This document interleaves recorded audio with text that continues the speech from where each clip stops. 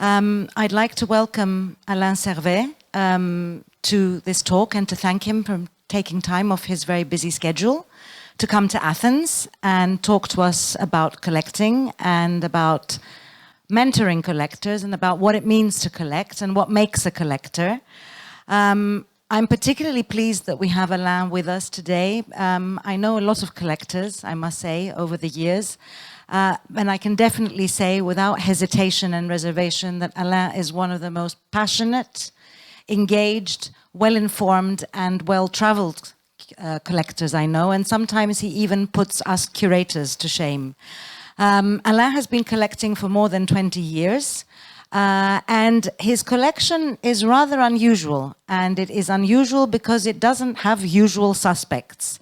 Alain is collecting everything except, surprise, surprise, painting and drawing, which, as you all know, is what has the lion's share of the market today. And another thing that I think distinguishes Alain is that he does not collect with his ears. He collects through an acquisition of knowledge, through traveling, through seeing things. I think only in the last 3 weeks, how many biennials have you seen? 4 biennials.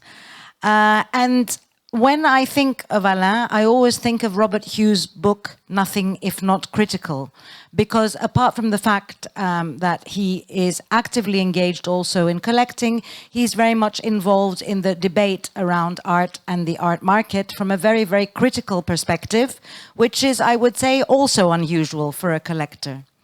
So I would like to welcome Alain to the floor. To thank him once again for being here and to say that if anyone travels to Brussels and they want to see his collection, it's open for the public by appointment in Schaerbeek in the north of Brussels in a beautiful converted loft where Alain also hosts residencies for artists and features a curated exhibition every year. So I'm very curious what he's going to say.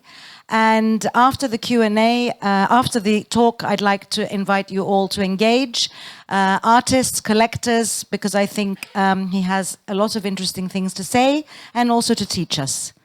Merci, Alain.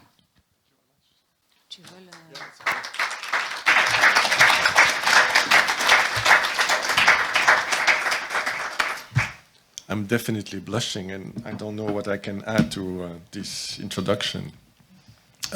Thank you very much for welcoming me in Athens. It's a pleasure to be back. And to Katerina and her team, which is an amazing team, and what she's trying to do at ΕΜΣΤ is very, very important, and that's why we are closely connected.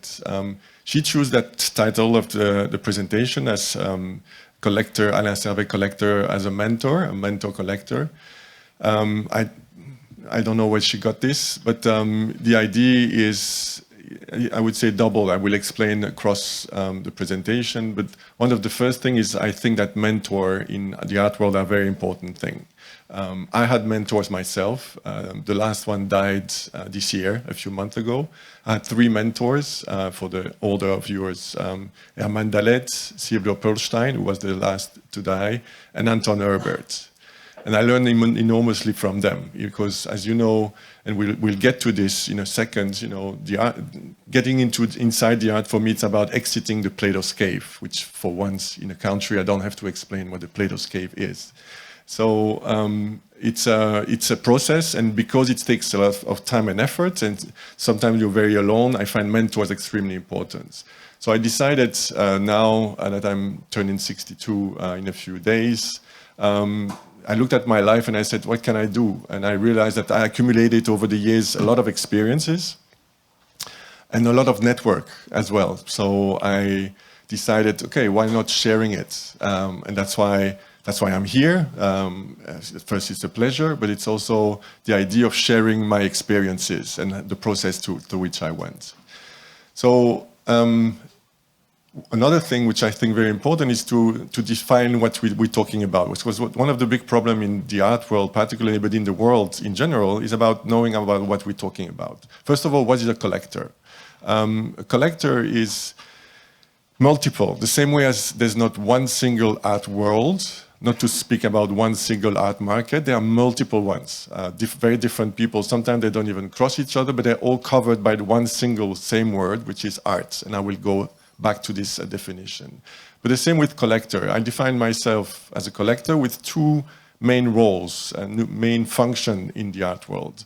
One is to preserve works that I consider important for the next generation. So if the works are important, sometimes people will not look at it because it's really advanced, it's talking in an original way, so sometimes you need that transition. The second thing is my role is to spend money, which is make it sure that the art world, which is always in need, that money flows. So my role is actually to spend money, to take responsibility of that.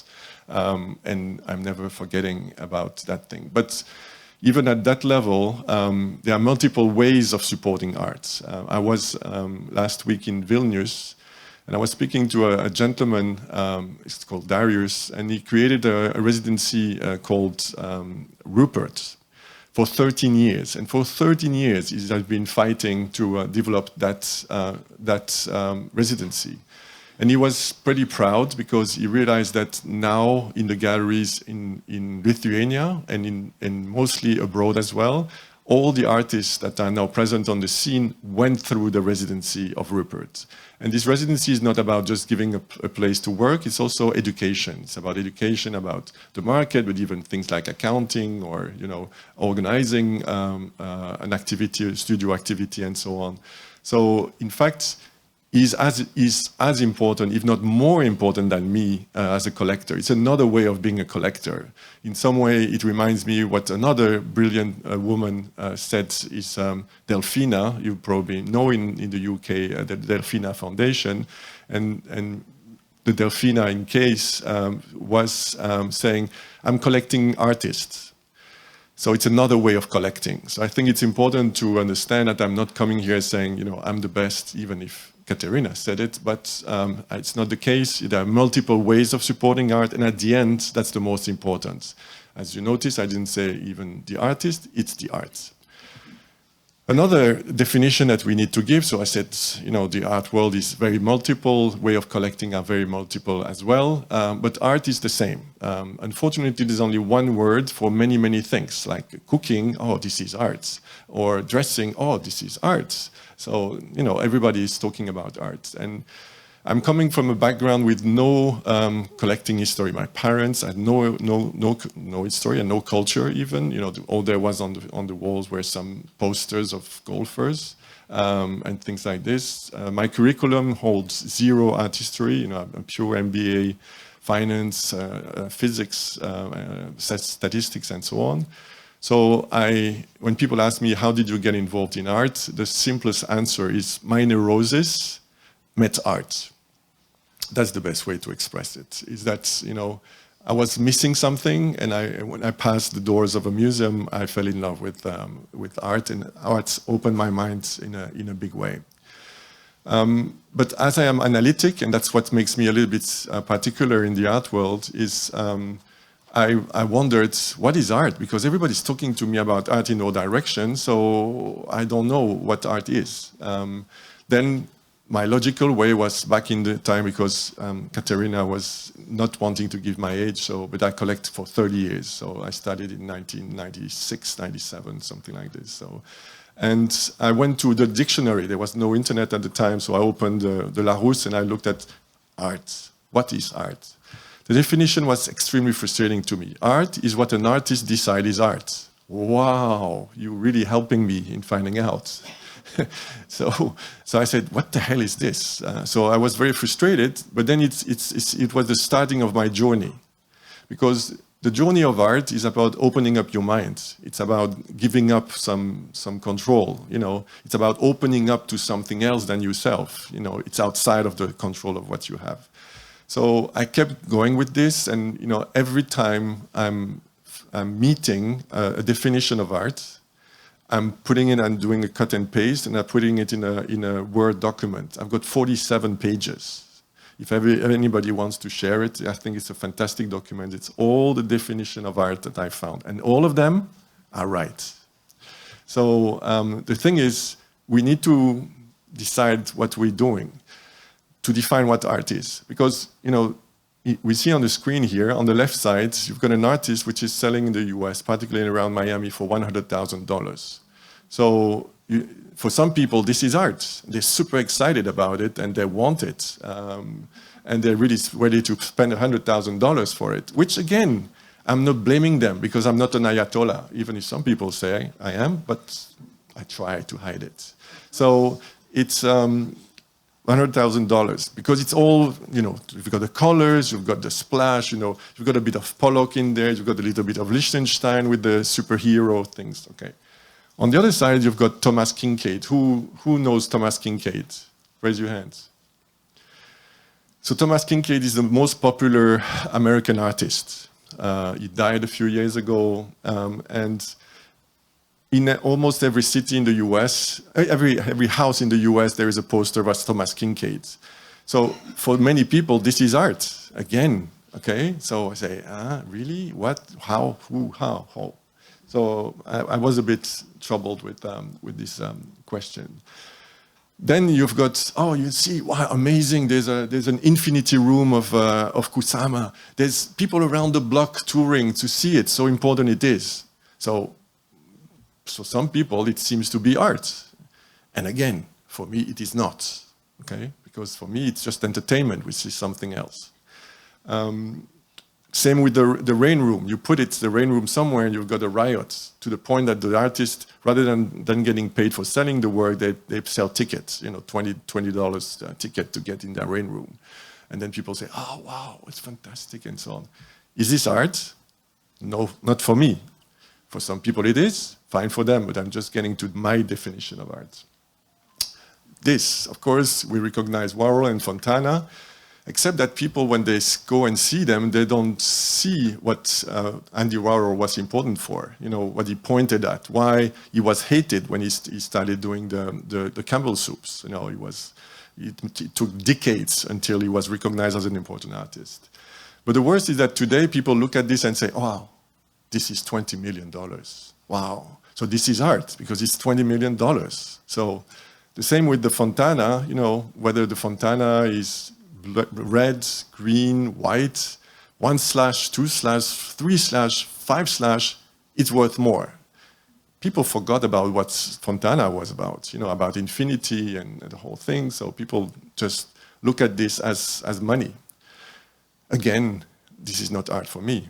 So you say, okay, thank you, man. You said what you didn't find to be good art. But what is art then for you? And I found, you know, I always love to use somebody else's quote because I look less pretentious like this, but I agree because I wrote them and I put their name on it, but it's in fact me. No, it's not true, it's them. But I found very interesting, it's because it's exactly the process. And I could go around a museum or a gallery and so on and really realize whether you have a chance to be involved in art or not. Of course, there are things that are disturbing us, troubling us when we go around those art spaces. And the thing is that what is very interesting is to say, why are we reacting to it? You know, one of the first work I bought was an Andres Serrano photograph from the History of Sex series, plus an Anne Goldin as well. And so you say, you know, why am I attracted by them? I don't like them, they shock me in some way. But then I try to understand what's going on. And because of that, I'm learning about myself, which is a very interesting thing. And it's because the more I get to understand why I don't like them, the more I like them. And I think it's a very important process in art. So this is the kind of art that I'm looking for, the one that is disturbing me in many ways. Another thing as well, because I'm getting old, and many of us are, and we all are, by the way. And what is interesting as well is, you know, getting old is also not being interested in people anymore, because you settled in your bubble, everything is settled, the family is settled, you go for lunch at the same place, you eat the same thing, you watch the same thing, you meet the same people, That's it. And that's what I think is interesting, and that's why we see many collectors that are collecting until they're 90. Sometimes I saw really mummies, actual mummies that were actually going around the market, you know. And I say, wow, I mean, you're still going there until the last minute because it keeps you alive. And that's what art brought me as well, is by keeping me alive and go around the world, as Katerina was saying it. Something very important, please don't hesitate to interrupt now. So any remarks, I would like really to make it interactive. You know, it's a family reunion, so please feel free to ask questions, and I'll tell you whether I answer them immediately or later. But please, anything that I'm saying that is troubling you is or provoking you is something important. Someone asked me once for a magazine, so this one is from me.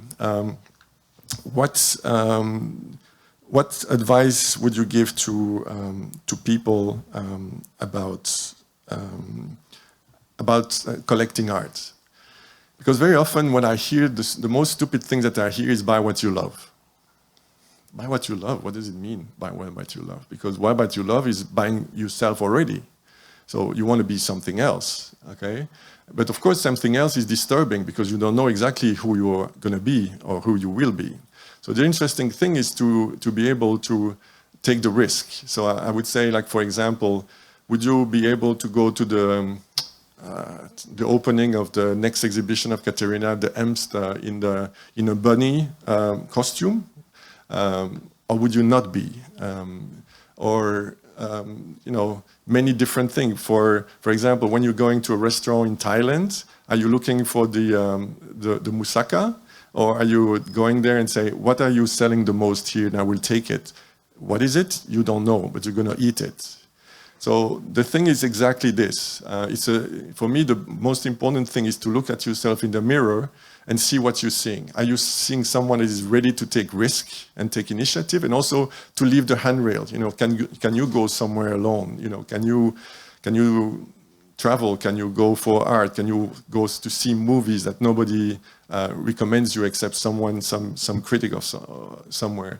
That's one of the most important things, because otherwise, collecting contemporary art or collecting art in general is just another luxury goods chase. You know, comfortable to make yourself known in many ways, but it's not the challenge that I'm looking for. So I'm looking to be challenged very much. Where did I get that challenge? In the Plato's Cave. So here I will not have to repeat what the Plato's Cave is, the myth.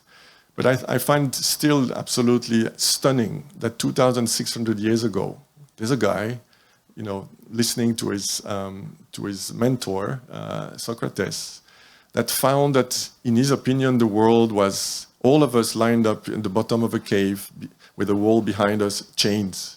And all we see in front of us are shadows. And the endeavor of a human being in that context should be one thing, is to try to get out of the chain and start looking at the lights and at the reality as it is, and if possible, to exit the cave. If you are a really good person, in that case, then you go back in the cave and you try to bring out some other people. And for Plato, these people going back to the cave were the philosophers. So maybe I'm a philosopher today, so I'm going back to the cave and trying to get you out of it, or get whoever wants to be there out of it. But this is what art is for me. So it makes me a little bit of an Ayatollah, because the problem is that today we're in a system where we want to be asepticized.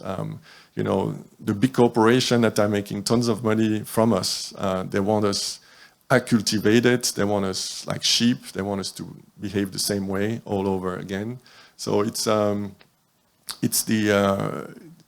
the thing is, you want to live the life that someone else decided for you, or you want to live your own life? I decided to live my own life. And so the art I'm chasing, or I'm interested in, is the one that allows me to get out of the cave. So let's be pragmatic and practical. As I choose 3 works. Also, the photograph you saw before we started the presentation were work from the collection. This is an important Chinese artist I really love, and the title is Buying Everything on You. It's partly a performance and a portrait. He's going into the city of Shenzhen, which is a very important manufacturing city, and he's going in the streets, and for hours, if not days, he's negotiating with you to buy everything that is on you. And when I mean everything, it's your watch, your phone, your everything. And you leave with a sweater or whatever. So it's a performance to convince someone that what you're trying to do is what it is. But then at the end, you've got the perfect portrait of a migrant worker, because in this case, I had some Chinese people at home, and they describe me very obviously because there's some work advertising and stuff, so it was a migrant worker trying to find a job in Shenzhen. The way it's presented, it's not a photograph, it's actually on the floor, so you have the actual garments or different pieces, you have them like this on the floor, the actual real. So for me, it's a fantastically original way to make a portrait. And it's a very moving way because I don't see any face, but I see who this person is in many ways. So I really still love this work. Kaderatia, French-Algerian artist, very interested in the breaks. You know, we all have breaks for whatever happens, you know, heartbreaks, professional breakup, or difficulties, or social with the family, or different things. So we all have breaks inside us.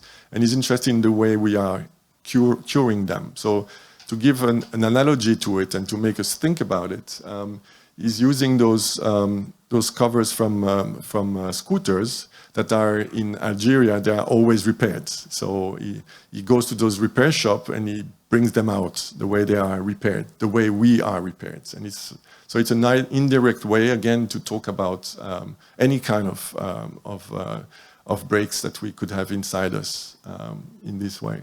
And again, provocative, but what I find interesting as well is that contrary to a painting, for example, we talked about painting earlier, you know, because of course everybody sees a painting, they say, oh God, this is art, okay? Except that every time people see this, I mean, not every time, but often people say, is this art? And that's the interesting discussion to start, you know, why is this art? And the discussion about it is definition of art and what should art do for us. So I find those discussions interesting as well. The same for Damien Hirst, 1992 Damien Hirst. Of course, I don't like what Damien Hirst became today, but those early works are, for me, still very important and very provocative.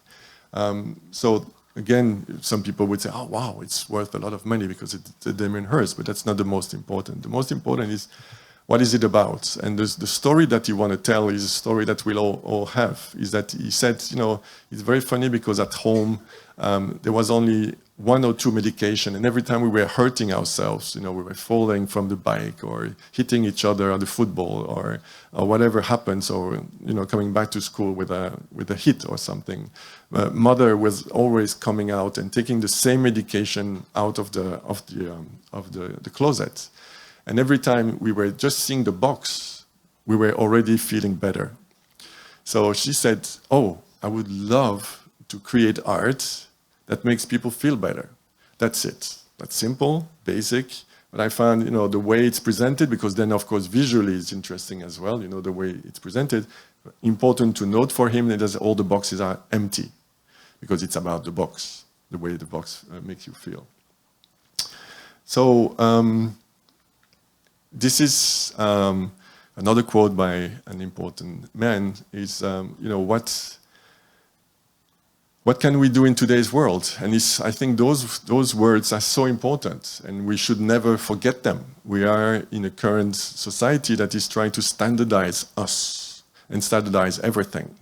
You know, I was subscribing to Netflix, but I quit because at the end I realized that they were always trying to bring me exactly to the same place over and over again. You know, Spotify, same story. I mean, all they want is to bring you to the same place and to make you Marx was speaking about religion being the opium of the people, but I think life today is the opium of the people in some way.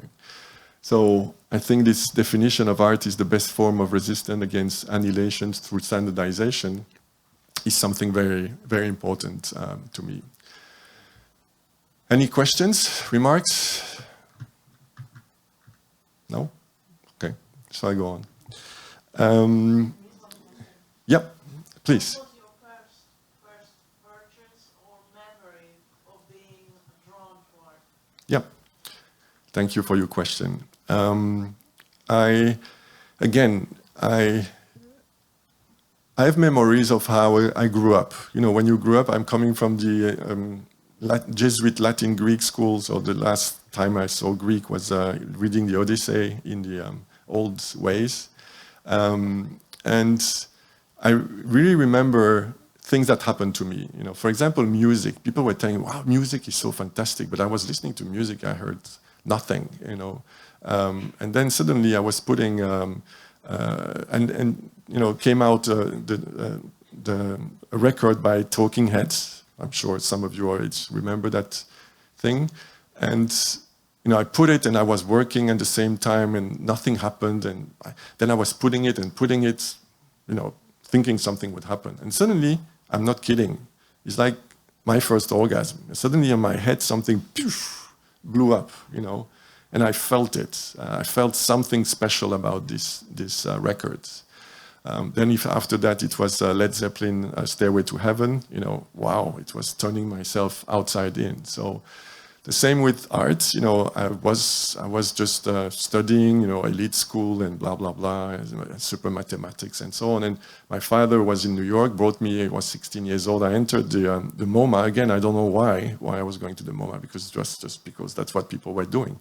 Then I saw in the shadow, I saw the Starry Night of Van Gogh and Demoiselle d'Avignon of Picasso.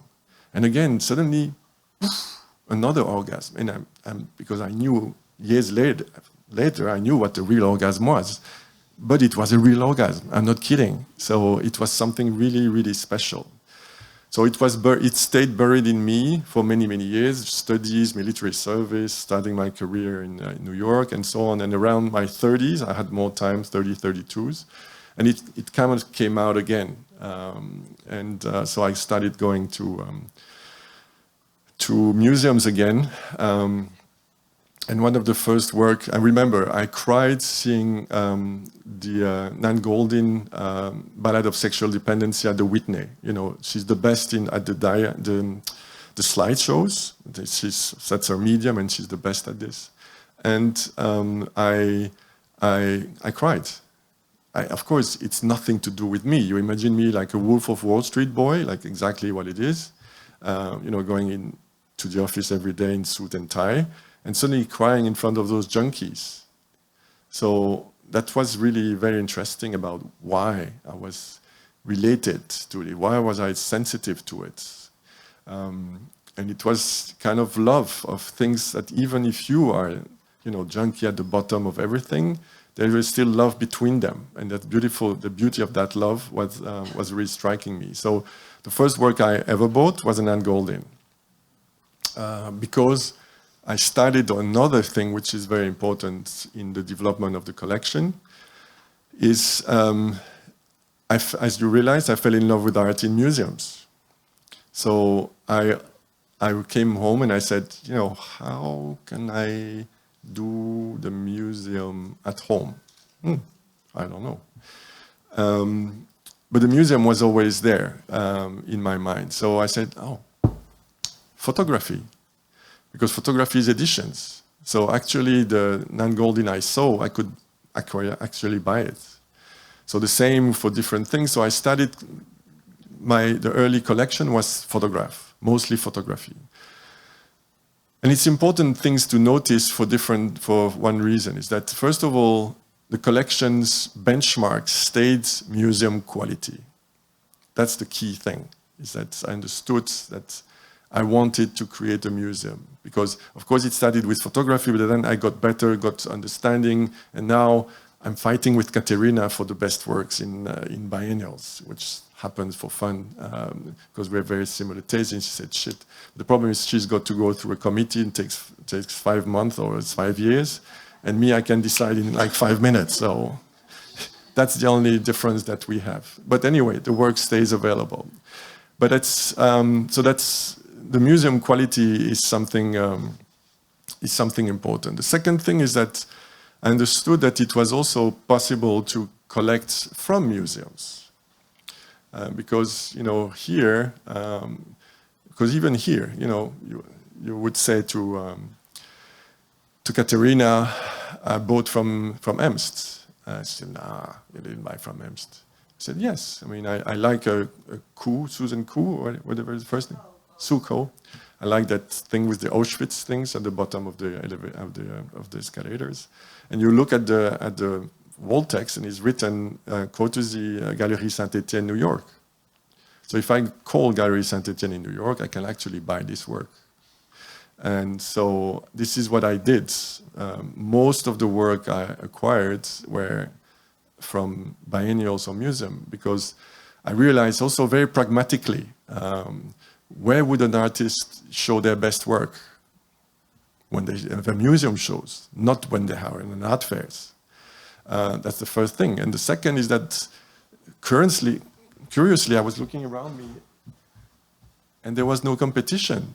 When I go to the fair, you know, I remember 20 years ago, a collector who was then a friend, I saw him running in the aisles of Basel.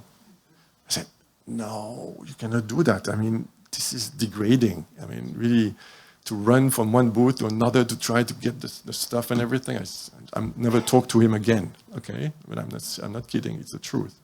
So I thought, you know, museum and biennials is another thing. So the first thing is, you know, the quality of the work that is shown, the context. It's very important because people don't understand that. You know, for example, we were with Fivos, we were in a studio today. The ceramics, who was the ceramics? Yeah. I really loved the work. They were on a wall, and she was explaining them. It was extraordinary. And then she told me, yeah, you were there. Sorry, yes. And she said, yeah, but you saw them with my gallery, Caliroe, in Lister. I said, sorry, I didn't see them in Lister.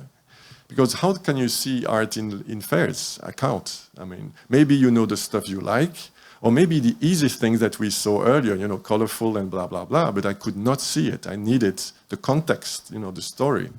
So this is why museums are so important to me, because, you know, very often it's after seeing the retrospective of an artist that I decide, okay, this one will be in the collection. Same, it happened to me like 20 years ago with Gilbert and George. You know, I went to the Musée d'Art Moderne in Paris, saw the retrospective, and I say, I want one Gilbert and George. And it took me then 3 years, because the key thing as well as a good collector is not only to buy the right names, is to buy the right piece. And that's extremely important. The same with a museum. It's not about having a Richter or having, you know, I'm talking about the big names, or the Cindy Sherman. You must have the best one that you can have. And if it takes time, and if you cannot get them, don't buy it. I mean, it's always the same story. So museum taught me this. They taught me quality, they taught me context, the importance of the context, and also that I could actually acquire it. I remember I was in the Metropolitan Museum in New York, and I was looking at a surrealist exhibition, and there was a Hans Palmer photography of the doll. And I recognized the name of the gallery is called Timothy Baum, written on it, courtesy Timothy Baum. So I called from the Met and I said, Timothy, how much is this photograph? $12,000. Done.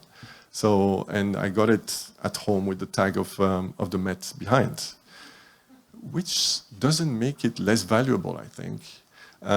So what I mean is, and so, you know, on art fairs, I'm a little bit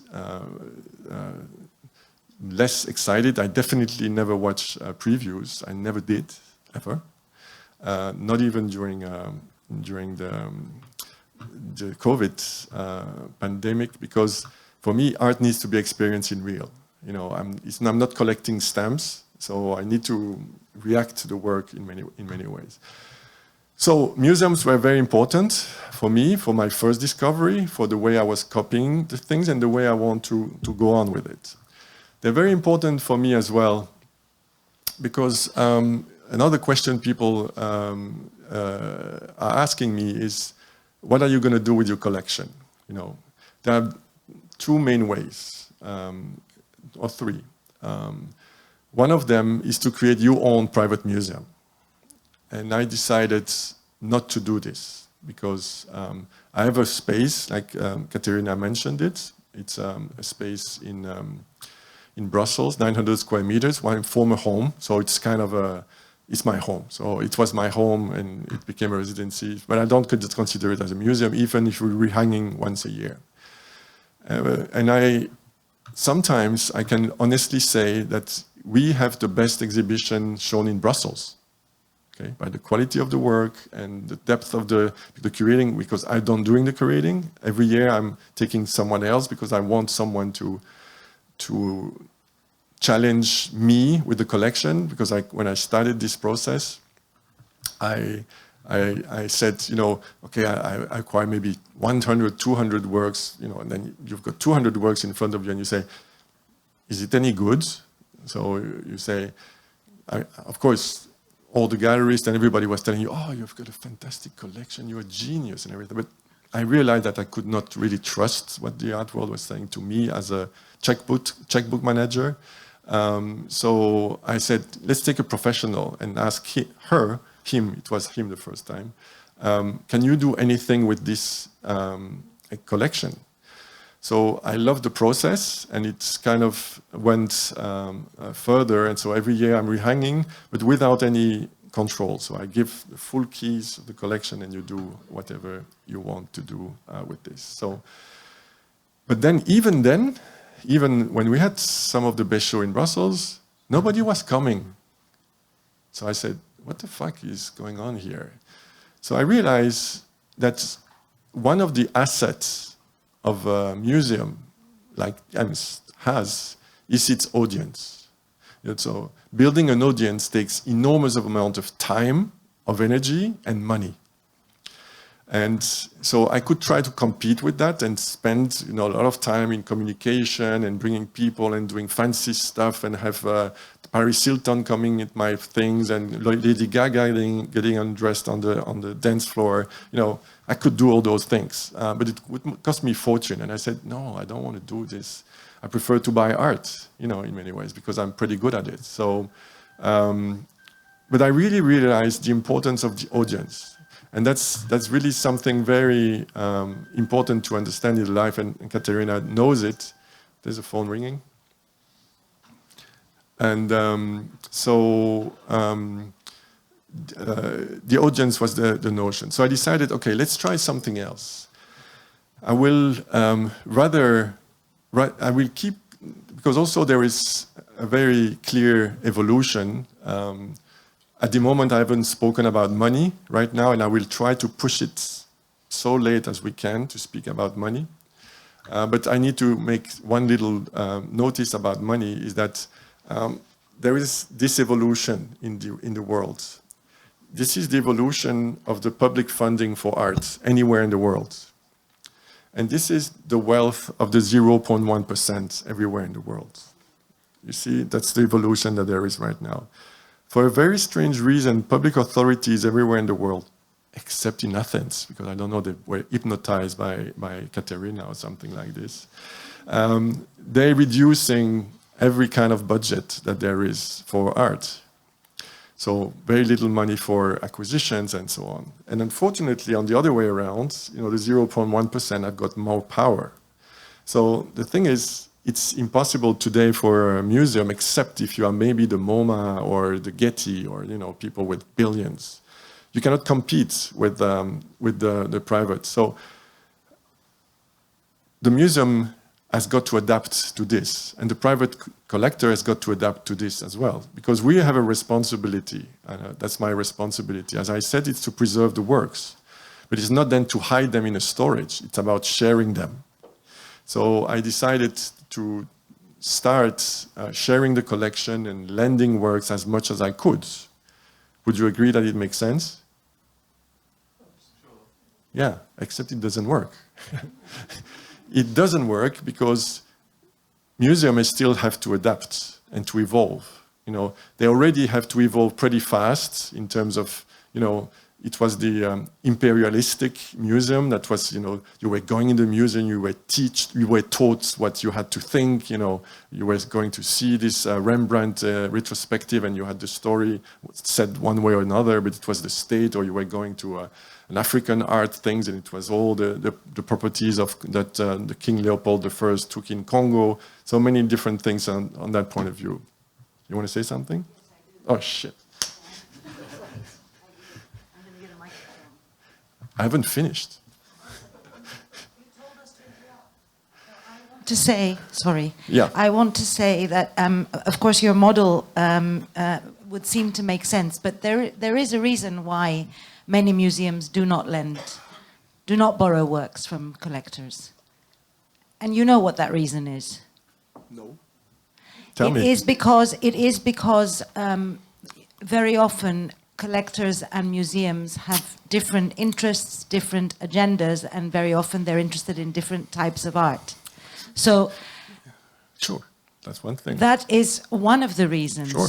And it depends also where you are. If you're in Europe, if you're in the US, if you're in a public institution, a private institution, an institution with boards of trustees.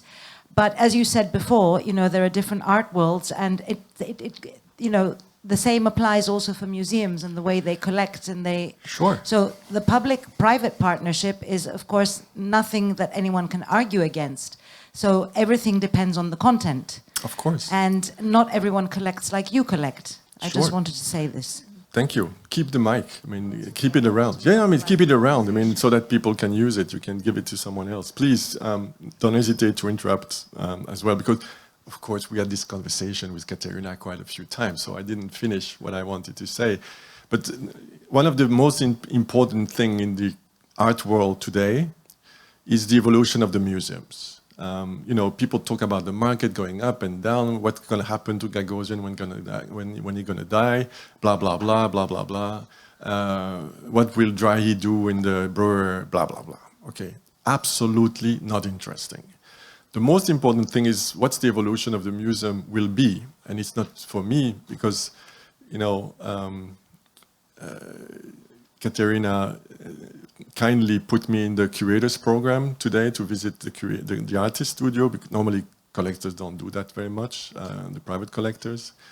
Because again, I'm thinking like a museum in some way. So I'm trying to collect like a museum, so I understand museum very much.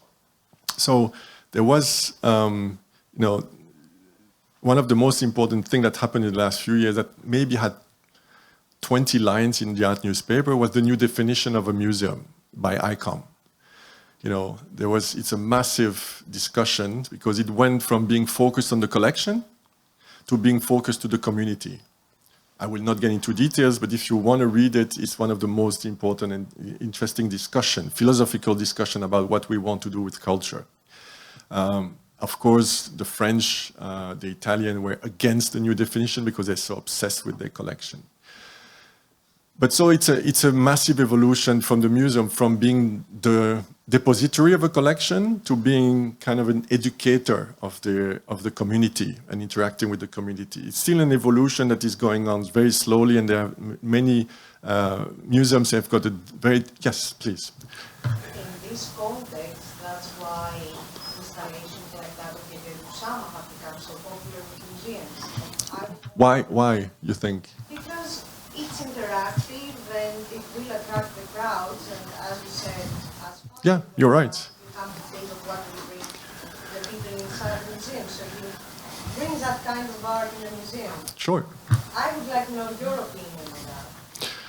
Yeah, of course, it's a multiple thing, but I think about the question and I'll answer it about as far as when talking to it. But so that definition of ICOM was very important. It's about the positioning, and the problem of the art world in general is, except during debates like the ICOM, which was very brutal. It was a very brutal, almost like French government kind of, constitution discussion. Okay, so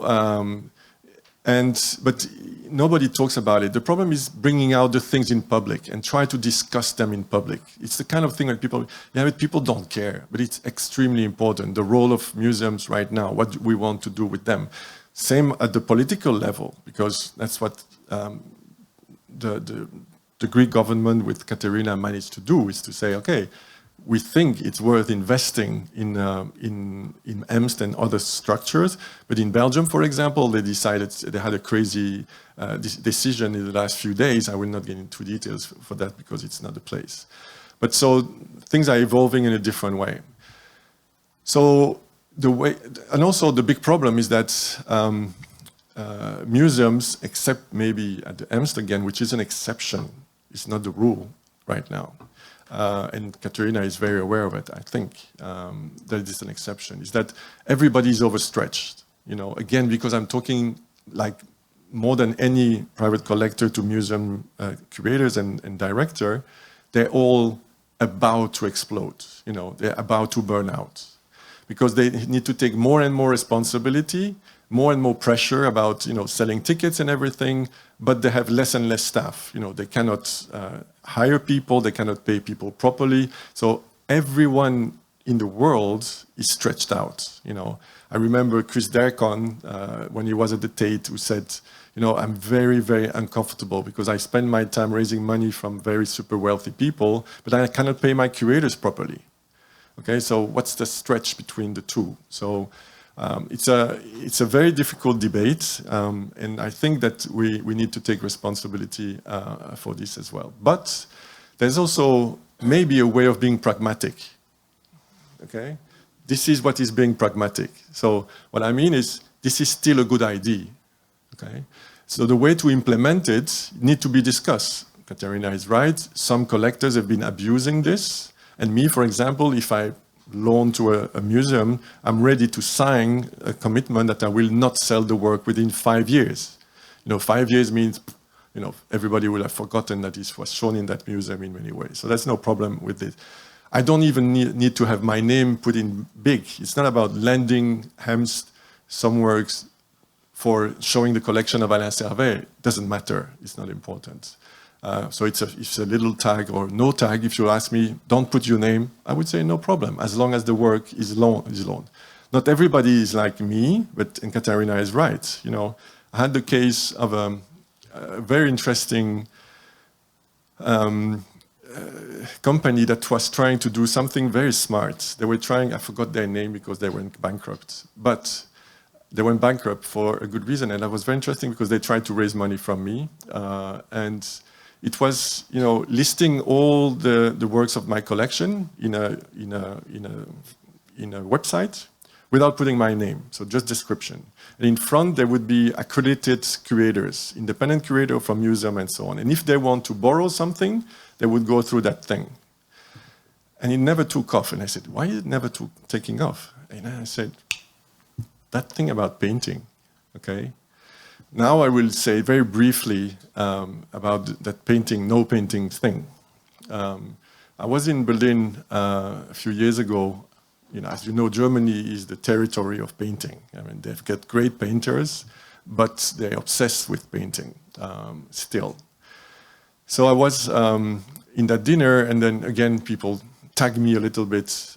And also, I'll tell you a secret. I buy some paintings sometimes, but I don't say it, okay? And it's more like from far away, Thailand or things like this. But my brand, because everybody needs a brand, my brand is no painting, so don't say it, please. So a guy said, I heard you're not buying painting, I'm only buying painting. And I say, you're right, let's think about it. I went to the Venice Biennial, Sao Paulo Biennial and everything. I think I saw maybe 15% of paintings. And I went to Basel and Art Cologne and everything, and I saw 85% of painting there. Who do you think is right? for art history? The biennials or the art fairs? And then the guy said nothing. And then at the end of the dinner, he came to me. You know that thing you told me? I never thought about it that way. Okay?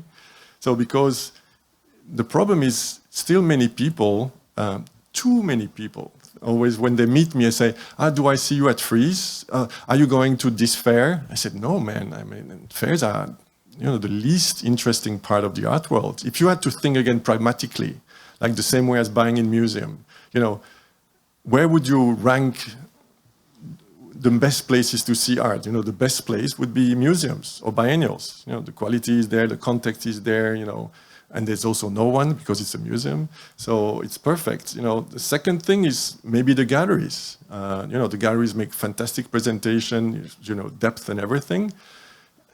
And the worst place is fairs, because then you've got 5 artists in the same place, you don't even know which one, and I cannot see art properly in fairs. So I go wherever I see art in the best condition. But so he was very disturbed by this statement. But so that's why I'm not collecting paintings, because the reason why I'm not collecting paintings is that, again, sometimes people tell me, you cold like a dead fish, okay? Because I always think, when I was 16 years old, I decided to rule my life only by reason, okay? If it's reasonable to do it, do it. If it's not reasonable, even if you want to do it, don't do it, okay? So the way of looking at it was just saying, what if, every people of my upper class consider that any work of art, which is a painting, anything, whether it's a chimpanzee, sometimes you've got a chimpanzee painting, and they say, oh, wow, look at this chimpanzee. Or an elephant, or, and I don't know, the guy we saw earlier with the Superman. And everybody said, oh, this is art. But I remember what Barbara Kruger was saying. She said, I love what I'm doing, what she's doing, the kind of the advertising panels. And she said, because every time still, I have to justify that this is art, okay? And as you know as well, we were talking also with one of the 3 art, it was with Marwan that I will quote now.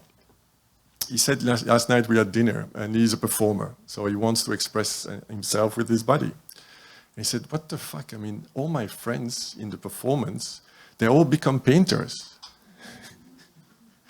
And I hate it. And he said, Marwan, if you want to buy the swimming pool in your apartment in Rio de Janeiro, no, it's not Rio de Janeiro, it's Lisbon, do paintings.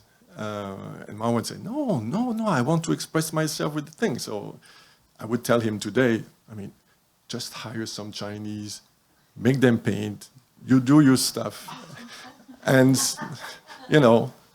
keep doing, with the money, you do your performance without asking any subsidies to anyone, okay? So today, we're in this world. We're totally, schizophrenic world in some way. When people really, the majority of the art buyers, they really go to fairs like sheep, and they consume art like sheep. And at the end of the day, so I said to myself, again, logically, I said, okay, one last thing maybe we're going to talk about later is, despite being in finance, I consider art not as an investment at all. Not at all, I'm spending roughly 10% of what I make a year for art, and it's money that I'm happy not to see again, okay? Unfortunately, this will not happen because I'm so twisted that I buy good works. So unfortunately, it will come back to my daughters. But that's the way I'm really not considering it. So the thing is, I said, what should I do? Should I go with all my fellow people and buy the best work so that I've got the best Porsche or the best Ferrari, I'm going to Simbart, and I've got the big boat and everything. And I've got that fantastic painting that everybody wants to have. Or do I support the artists that have the courage, like Marwan, to keep going into something that is not saleable? So I said, yeah, maybe those guys with the non-saleable arts need me more than the ones that are selling those 100,000 things. So that's why I decided to go to painting, to non-paintings. Yes, please. I'm still trying to figure out what is the real reason why you're not buying painting. Is it because it's correlated to the art market more than the other techniques? Yes. Yes, and also very often the content is less interesting. You know, I was in Vilnius again last week, and I was talking to a young woman in a very much less developed art market. So there you need even more painting, because the more conservative you are, the more painting you're selling over there. So this, I'm just finished answering this question. I will take your question afterwards. And then she was showing me a kind of an installation in multiple, you know, large and width and so on. And she said, yeah, but you know, I don't know why they choose this, because I'm a painter. I said, but it's super good that they choose this, because as you know, art fairs, they always do the same story. They sell the paintings in the galleries, but then they put some installation in the middle so that the fair looks more artsy, okay? It still looks like, wow, this is art. So they take installation that they will never sell, but it's looking better, okay? So the way she was doing it, and then I was talking to her, and then she said, then I said, but you should be happy that they choose this, because it's for me, it's a more interesting work than paintings. And she said to me, you're right. I'll tell you something, sometimes when I paint, I've got the impression of cheating the people that are buying my paintings, because my practice is much more sophisticated than the paintings, but they want that painting, so I give them that painting. And that's the big problem that we have right now, is about choosing, you know, and that's the question that we'll all have to have. You know, do we go for the money, or do we go for the art history? It's totally two different paths. And I'm collecting for 30 years, and I've never seen such a gap between cultural value of art and commercial value of art. Someone was telling me, Guel was saying me yesterday, that he doesn't understand, you know, who is buying at those prices, you know, who is buying at those prices. And me, I don't know either. I have no clue about, because he said, very obviously, it's got no future. I mean, in 5 years' time, 10 years' time, everybody will have forgotten about those works. So who's spending 100,000, 200,000, 300,000, 400,000 for doing this? I have no clue. But they're selling somewhere. The same way as meme stock are selling in the stock exchange. So I'm not surprised from that point of view. It's just, I don't want to look at it. I just don't think about it. And again, that's what I said, there's multiplicity. And me, I'm a little, you know, one-liner. And that's why I call myself also a dinosaur, is that when I'm dying, I don't know who's going to be behind me, because who's going to buy those works? Because still today, people are calling me to ask me this. Please. Is there a microphone? I will give the microphone.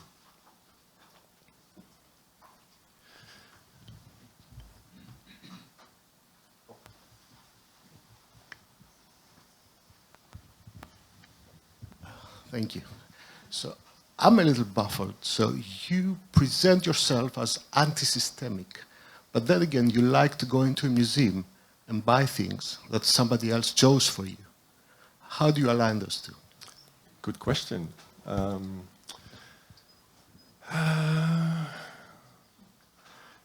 In the different type of collectors, there are the ones that are able to go to a studio and acquire the works that are coming fresh from the studio.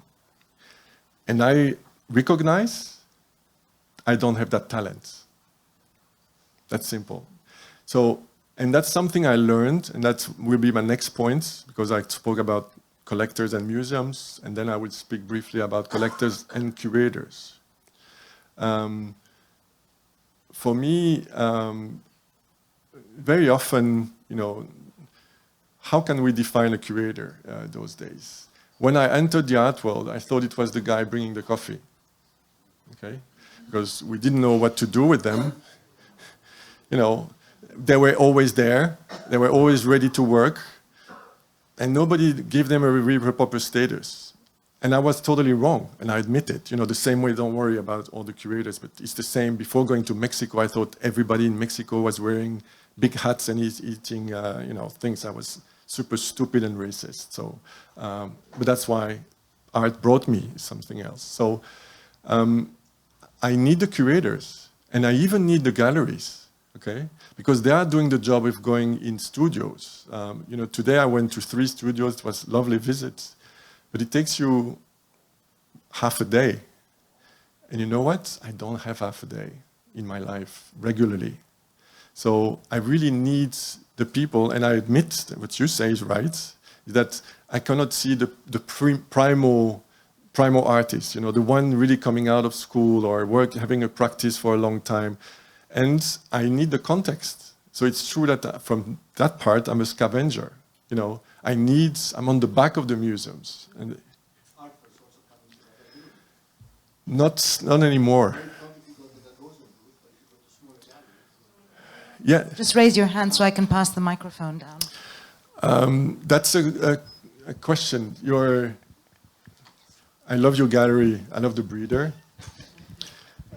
And it's a very fair question. And I'm very happy you're asking them. And that's why I prefer it to make lively, because you're all very courageous to be here at 9 p.m. It used to be like this. And again, Miguel was talking about it yesterday and said, you know, 20 years ago, you could actually discover works in art fairs. Today, the cost of an art fair is so high and you have so many of them, that I see a massive standardization. So in your case, I know you're going to show a very good work from one of the artists I met today, Joki. I'm so sorry for my pronunciation of the Greek names. But the problem is that the same way as at the Lister, you know, I will not be able to see it. You know, I'm going out of an art fair, and honestly, except Miracle, and for me, I consider an art fair right now like a shopping mall. You all need, you know, all the galleries here in the room, they need an art fair, and I respect that, okay? It's a little bit like in a shopping mall. What is the role of a shopping mall in society as a whole? Even for Prada, Gucci, and Miu Miu. You know, if you go even to the bigger brand and the most beautiful brand, they're bringing you the relatively standard product, you know, the one that are selling the most. But if you're looking for this jacket, you will not find it there, okay? You will need to go to the boutique somewhere in Paris and so on. Because the shopping mall will, of course, because of the cost of being there, will focus on the high turnover things, which is totally logic. I'm a businessman, so I respect that. So of course, you are trying sometimes to make it. But the problem is, sometimes it's hidden, you know, because I spoke about you booth, for example, because you put me a tricky question. But one of your artists was saying, the people visiting your booth said, where's my video? Okay? And the video was lost in a screen where there was 2 videos turning together, okay? And the same way, you know, I bought a video from a galleries in Art Basel this year because the artist told me, you need to see, and I knew the artist, and I went there. And I was looking at the video, where's the video? And the video was in front of the office table, on the floor, okay, like this, and the sound, there was no sound. And it was a rap music stuff. So I said, can you raise the sound? Oh, no, we cannot, this is Basel. We need to speak slow. So I said, no, come on, it's 7 o'clock, no one cares, so put me the sound for 2 minutes or 3 minutes of the thing. They said no. Then I said, you know what? I'm going to buy it from your competitor because she's represented by 2 galleries. So I buy from the other one, okay? Because you don't want me to see the works in proper conditions, okay? So again, I'm not doing and I'm extremely aware of the extreme tensions and difficulty of being a gallerist right now. So, and I repeat again, I need the curator and I need the galleries. But the pleasure I have in going to U-Space, which is extraordinary, okay? And always full of surprise. Climbing the stairs, I always hope I will not fall. But it's fantastic. So why should I go? And that's the thing, you know, an art fair is very good for people going to buy. They kind of have a budget and they say, I'm going to spend it at Art Basel, you see? And I say, very good. But if you want to go a little bit one step further, and this is why for me art fairs are not done for the real collectors anymore, in my opinion. But I may be mistaken. Is okay? Yeah, I'm not advocating for art fairs. Yeah? I'm just trying to figure out how from anti-systemic you want. No, but you're right. You're right. I'm not anti-systemic because, again, I respect galleries. I'm serious. And also something very important. When I say that I'm buying from museum and biennials, I promise you, and everybody can say it, I never try to go around the gallery. Never.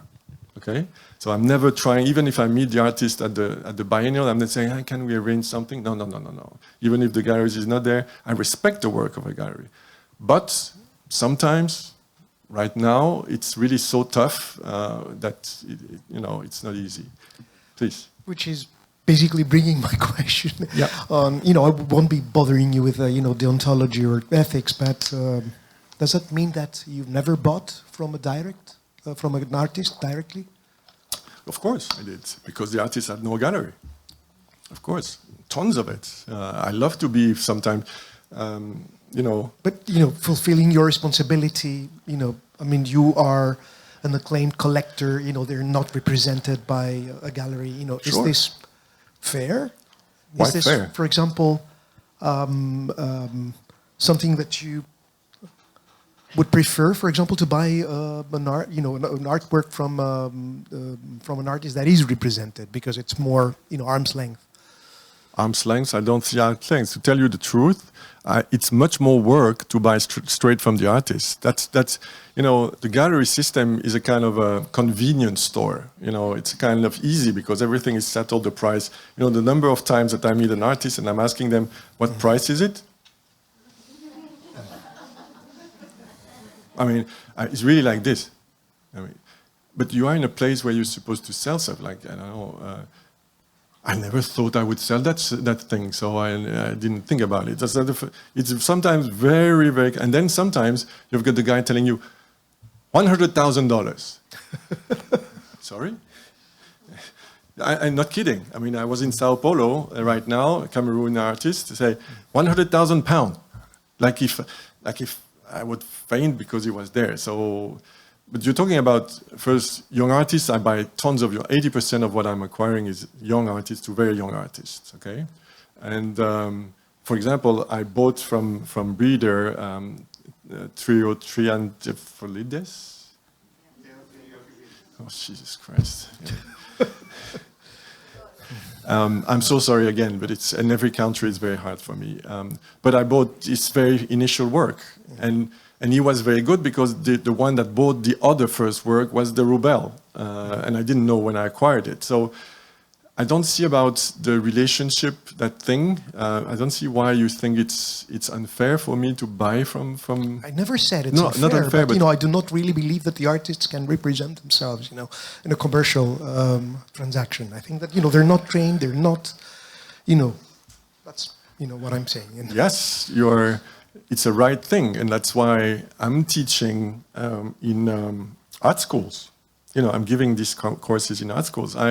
I was the first artist in residence at the Delfina Foundation because for fun, Aaron and myself, he invited me there and he said, why don't you come? And we thought there would be no connection between us. But in fact, every morning I was sitting there for 3 hours with the artist and they had tons of questions to ask about their relationship to the galleries, what price should they sell, what happened with the commissioning, and so on and so on. So there's a massive need, okay? And honestly, we can ask the artist in the audience, after 10 years being an artist, if you're not aware, and you should maybe be aware earlier, but you need to be able to sell yourself. It's the same with everything, it's the same, even to journalists today. I'm in contact with tons of journalists and I keep telling them, build your own brands, stop being the art newspaper girl or the blah, blah, blah. You need to be writing for yourself because then maybe you can go away. And I was saying even to an artist recently, I said, because I've got some work by him, and I said, do a newsletter by yourself. Because, you never know. The galleries can dump you for one day to another, and so what do you do? You have multiple contacts, except you lost those contacts by the time. So you need to be, very smart in advance to do that kind of thing. So, of course, and I'm not thinking, of course, sometimes the art school, and Katerina agrees with that, we spoke about it yesterday, we need more training for the art market. Do we need to be infected by it? Because that, sometimes when I speak to artists, I say, today you need to be schizophrenic. Because you need to be doing the works that will sell and still keep focus on the thing that will give you that seat in art history that you're looking for. And I would never blame an artist to show. I remember I was an artist in Art Basel. I really enjoyed and liked the work very much. And you know, the problem is everybody knows I'm an asshole because I say the truth all the time. You know, it's like I'm like the guy. You remember that movie? You Can Never Lie. I can lie sometimes, but not so often. And I was telling him, "What is this work you brought to this booth in Art Basel?" And he answered me straight away like this. He said, "Yes, I agree with you. It's not a great work, but," and he said, this is his expression, "but I still can recognize it as mine." That's how far he was from his practice. I can still recognize it as mine, so I can still sign it, okay? May I Yeah, of interject course. here? Just to say that the reason that artists are not very good at, you know, engaging in the sale of their works is because they're not taught. They're taught how to sell themselves, but they're not actually taught how to behave in the art market, how to behave with galleries, with collectors, with museums, how to set prices, and this is something they don't learn in art schools. This is the reason we're doing our mentorship program. And if I may, I will pass you the mic, but as time is getting on, and I know you have lots of slides. No, I'm finished. Yeah, you're finished, no, but you brought all these slides, and I'm sure everybody's very curious to see. No, no. No? No, I will go on with something else. I will go with the curators, because I decided myself, how do I interact with the different members of the community? So we spoke about Alain Servais and the museums at length. We spoke briefly but seriously about Alain Servais and the galleries. Now Alain Servais and the curators. You know, again, I'm very analytical, so I thought, what is a curator, in fact? So I said, in my opinion, a curator has got 4 functions to fill up. One is research, you know, a lot of research. Then a selection, because among all the artists you saw, all the artists you studied and contacted and researched, you've got to select the one that will come in your portfolio, let's call it portfolio. 4th is exhibition making, because then you need to put the artist together as an exhibition maker. And the 4th is commenting, meaning after you select it, you put the exhibition, you need to be able to comment about it. That's what I said are the 4 functions of a curator. Is it fair for the curators to say? Yeah. Okay, partly. So,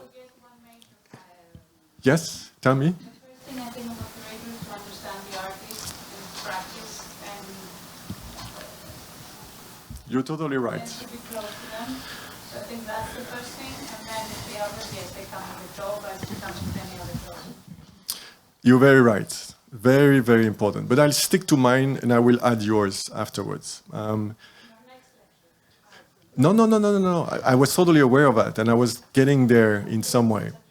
No. But it's a very... So you see those 4 functions, you know, research, selection, exhibition making, and commenting. It's like being an architect. You know, I had my house built, and I had an architect who drew me an amazing house, really fantastic house.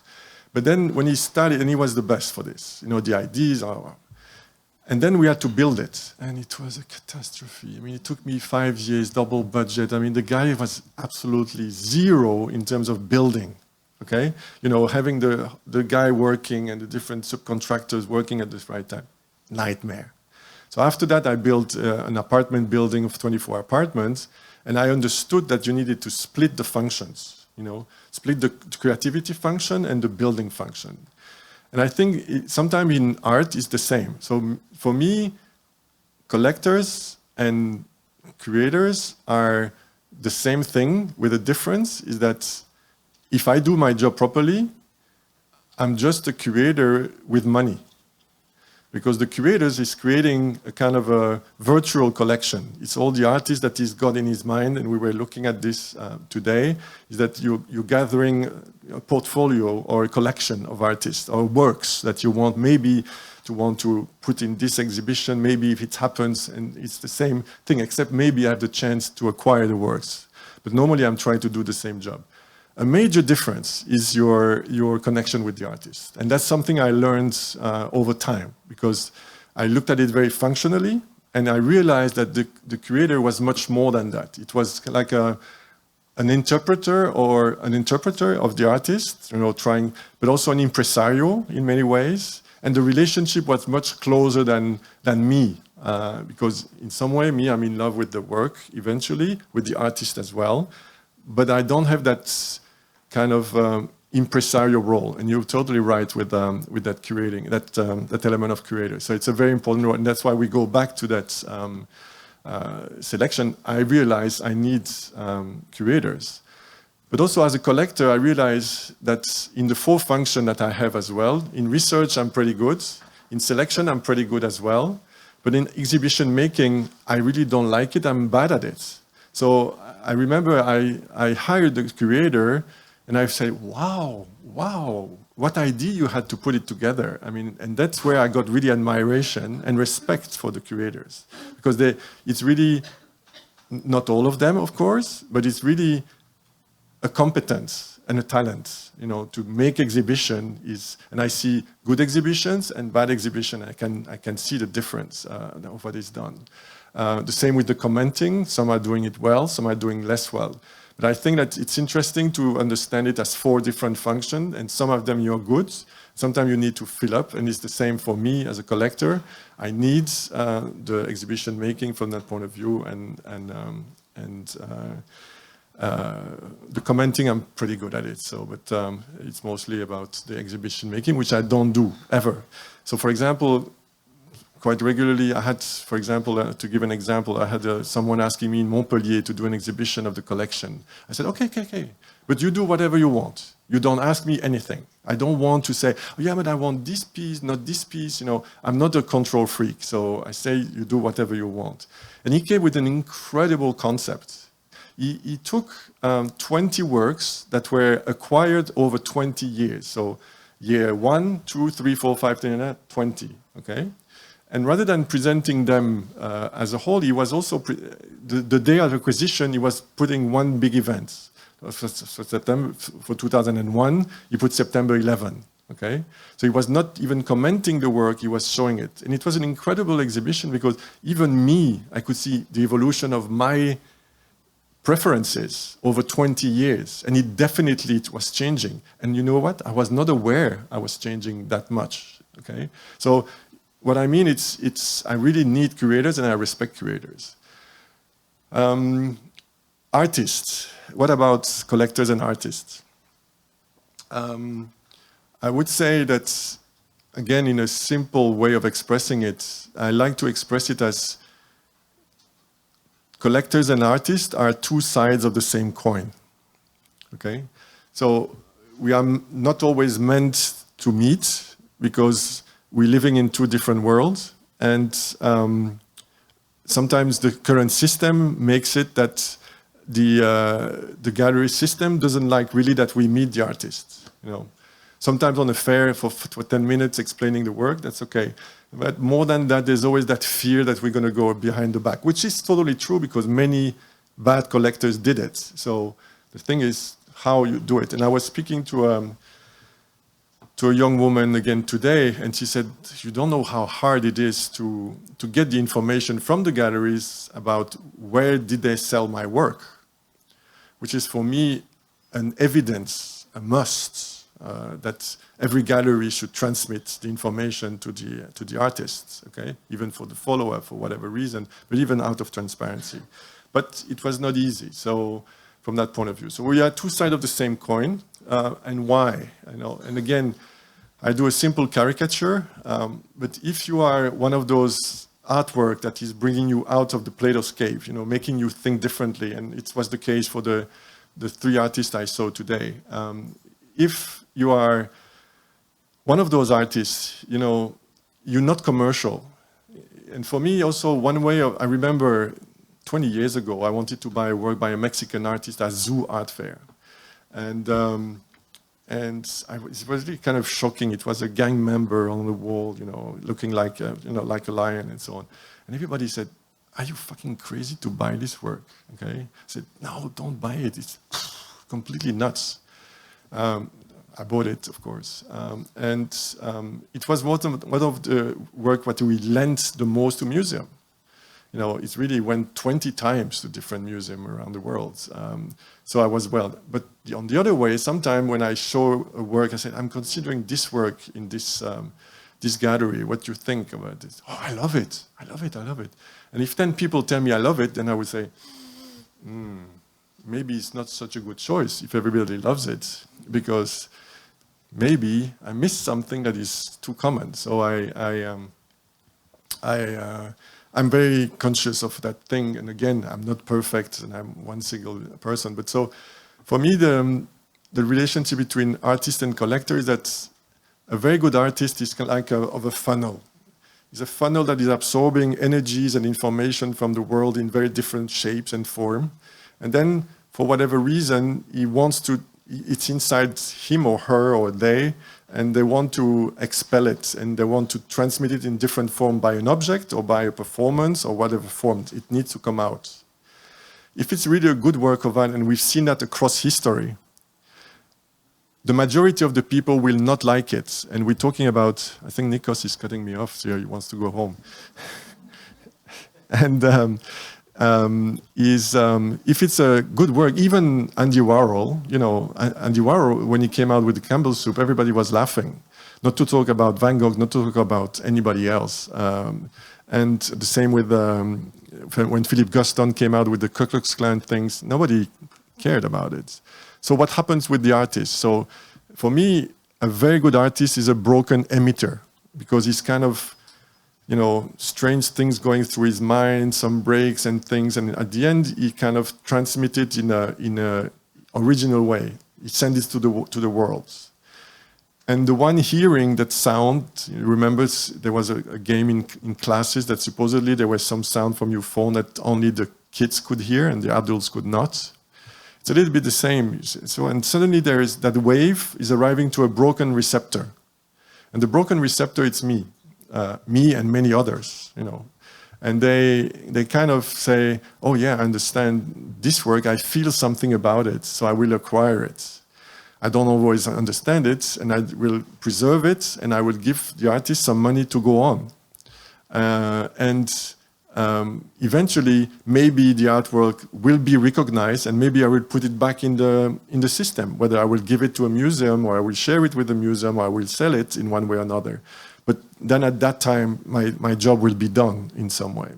So that's a little bit the way I'm seeing the things, which doesn't mean that I need always to be in contact with the artist, because I'm always afraid of the emotional relationship. That's, I think, the challenge of being a curator. Sometimes you can really love an artist as a person, which I totally understand, but then how you tell him that it's not such a good work? I mean, it will be really, really hard to say that.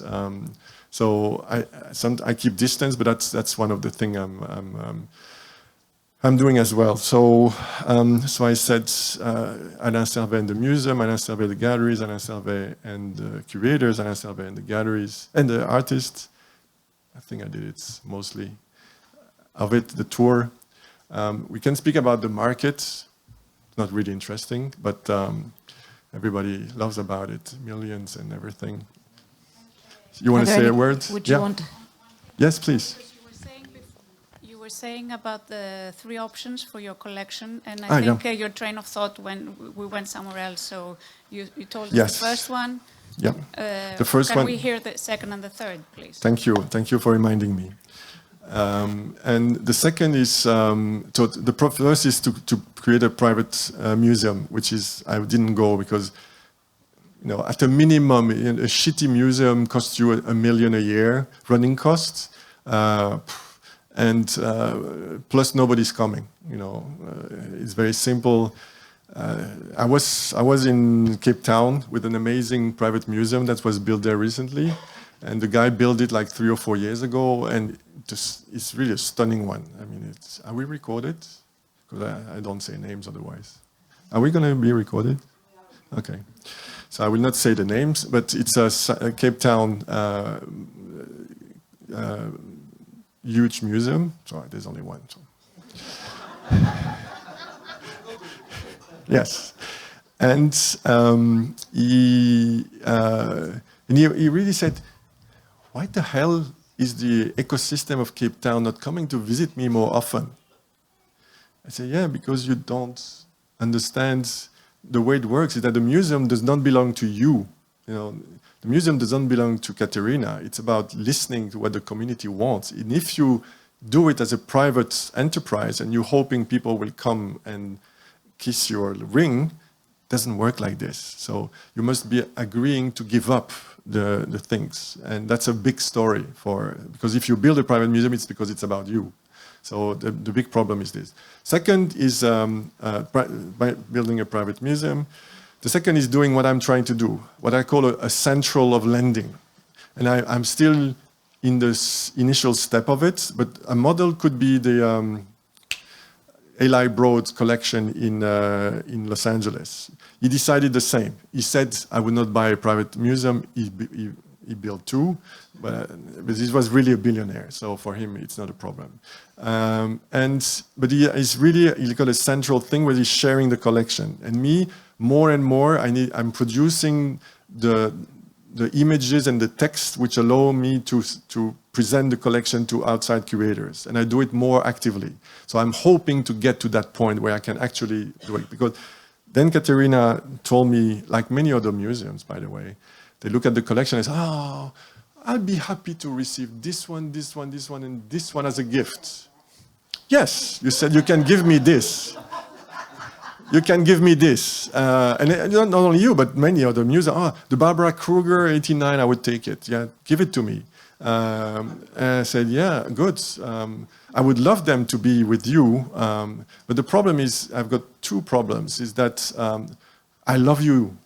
I love you, Katerina, but I heard that Golden Dawn is kind of going up to 55%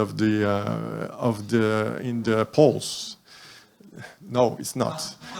But I mean, but down the road a few years. And the problem is that my Barbara Kruger saying "fuck you" to fascists would have little chance to get out of the reserve ever. And you know what? I could not say then to Golden Dawn, can I get my Barbara Kruger back? Because it would be gone. So the thing is, it's easy to think about national collection, but now it's becoming, the whole system is becoming so political in some way that I prefer to keep kind of control. Not for the money, especially, even if it's for the money, because remember what I said to you?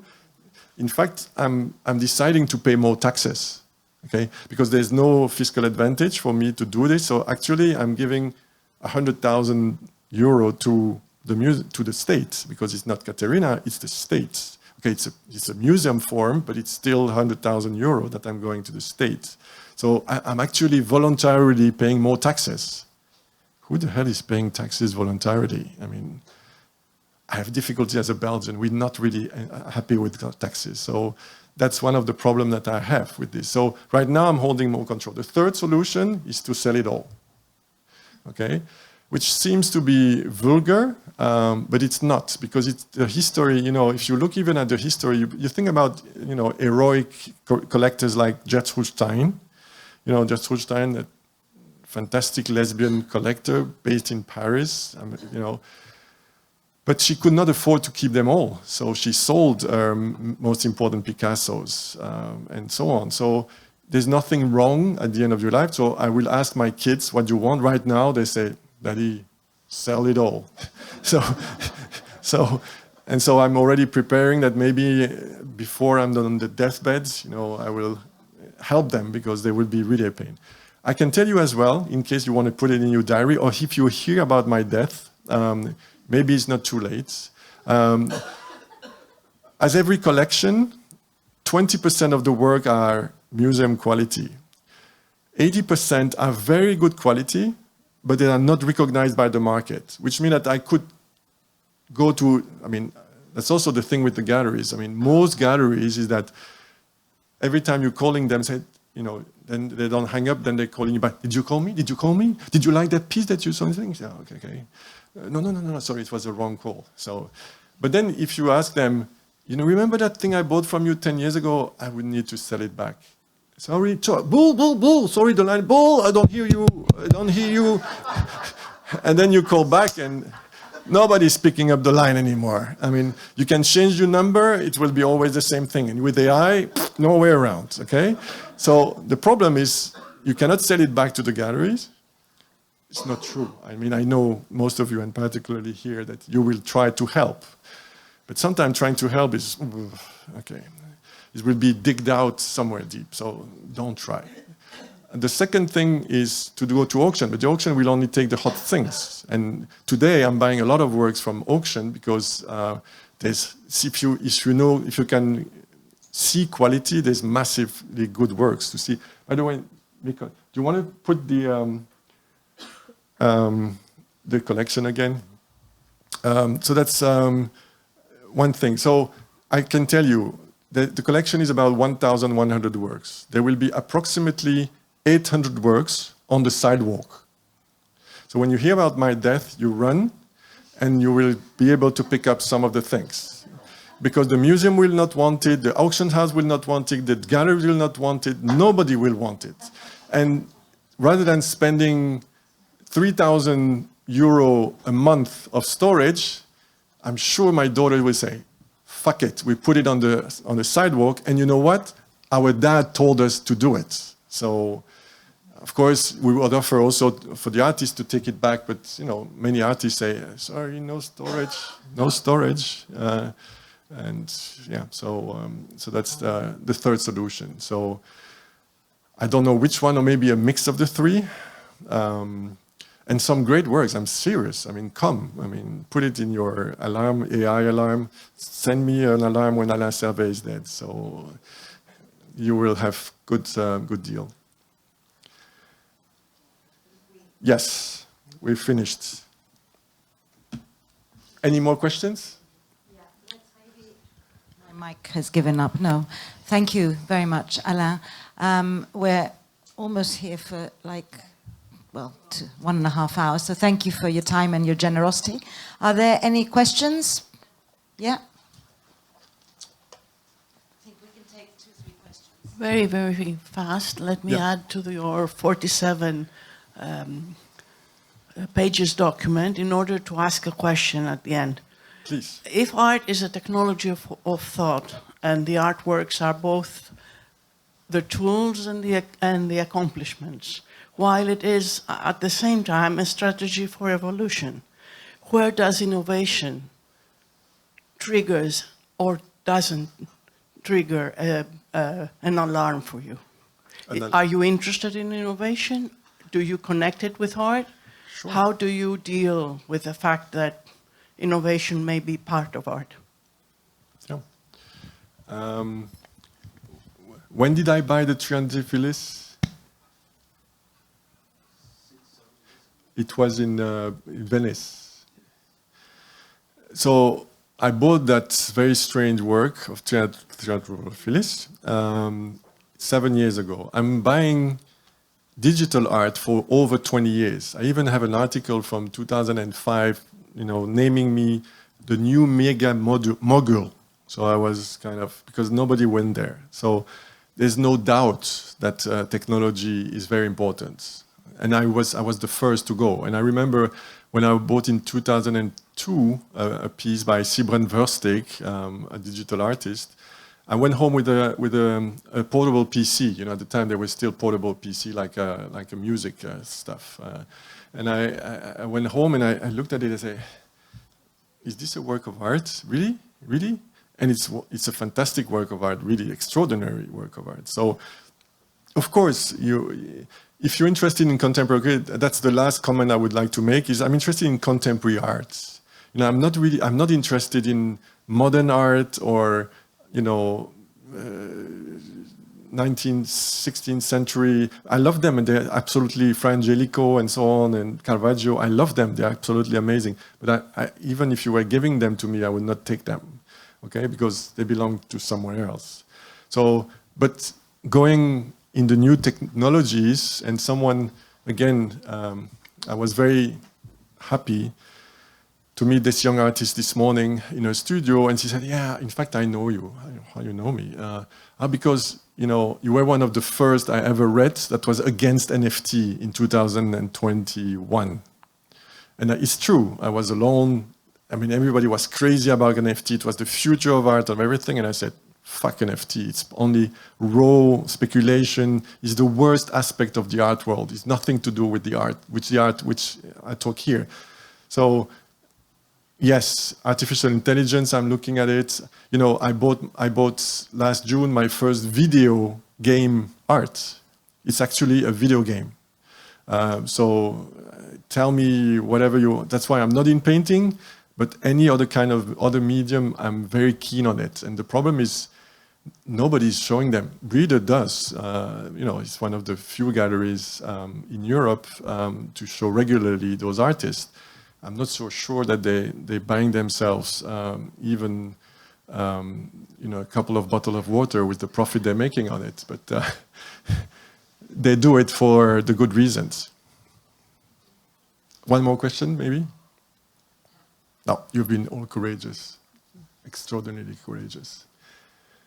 So yes, you see, that's the work of art we have. I want to go back to your beginning. Yeah. Yep.